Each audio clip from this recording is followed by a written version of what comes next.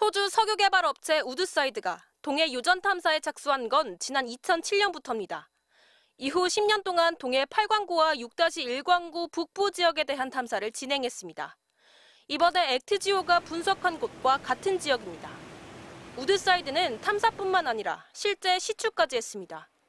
2012년에 주작공, 2015년엔 홍계공을 잇따라 시추를 했지만 모두 실패했습니다. 홍계공 시추 당시 석유공사는 22년치 사용분의 가스 확보가 기대된다는 보도자료까지 냈지만 실제 나온 건 물과 이산화탄소였습니다. 이후 2019년 탐사를 재개했고 2021년에는 2,000제곱킬로미터가 넘는 대규모 3D 탐사도 진행했습니다. 그럼에도 2023년 우드사이드는 미래 가치가 없다며 사업에서 철수했습니다. 2022년 1월부터 해석에 들어갔습니다.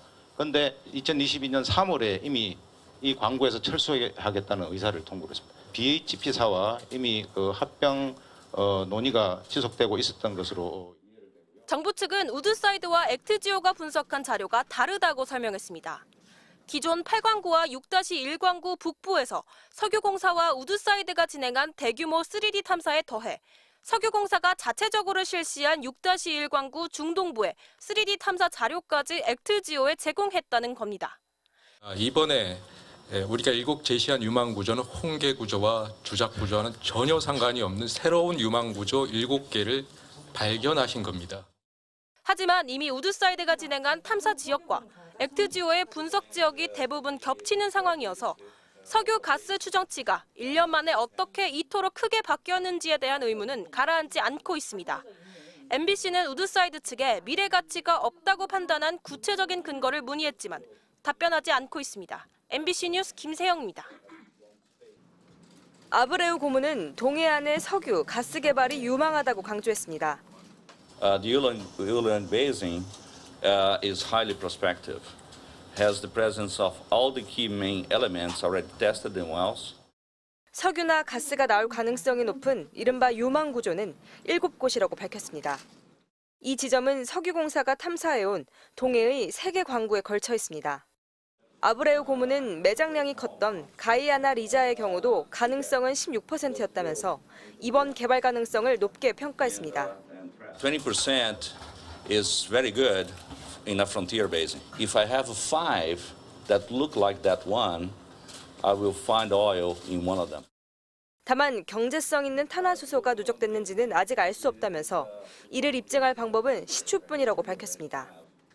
This is 20%, meaning there's 80% chance that it will not work. There's still risk, but it's unsolvable risk at this point.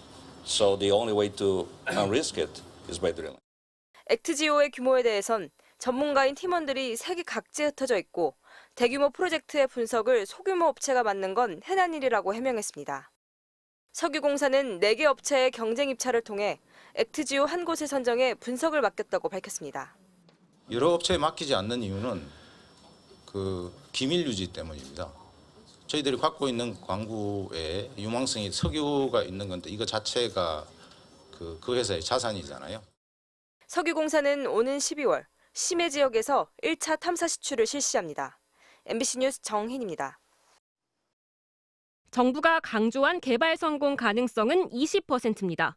석유가 존재할 조건 4가지를 따져서 계산한 결과입니다. Elements to have economic accumulation of petroleum, you need to have reservoir, seal, source rock, and trap. So 4 elements. 석유나 가스가 빠져나가지 않게 막아주는 덮개암과 근원암, 공간을 만들어주는 저류층이 존재할 확률과 이 구조가 석유와 가스를 가두는 모양의 트랩인지 각각의 확률을 따져서 계산합니다. 액트지오와 새롭게 분석한 뒤 이 확률이 20%로 크게 오른 겁니다. 어떤 수치가 어떻게 적용됐는지에 대해 석유공사는 영업비밀이라며 공개를 거부했습니다. 시추를 하게 되면 그중에 한 개라도 0이면 0%가 되는 거고 경제성하고 상업성 이런 거 필요 없이 발견할 확률만. 정부가 강조한 최대 매장 추정치 140억 배럴에 대해서도 경제성을 더 따져봐야 합니다. 석유가 심해에 묻혀 있는 경우 실제로 뽑아서 사용할 수 있는 회수율은 30에서 35% 정도로 낮습니다. 가치가 삼성전자 시총의 5배라는 표현 자체에 오해의 소지가 크다는 겁니다. 확인 안 한 상태에서 숫자적으로 하는 모든 얘기는 사실은 큰 의미는 없습니다. 경제성 평가가 끝나지 않은 상황에서 대통령이 갑작스레 직접 발표한 데 대해서도 논란이 이어지고 있습니다. 특히 이 과정에서 산업부 실무자도 몰랐다는 주장까지 나오고 있습니다. 정부는 이런 논란을 해소하겠다며 기자회견까지 마련했는데 테마주로 떠올랐던 한국가스공사의 주가는 오히려 12.59% 폭락했습니다. MBC 뉴스 장슬기입니다.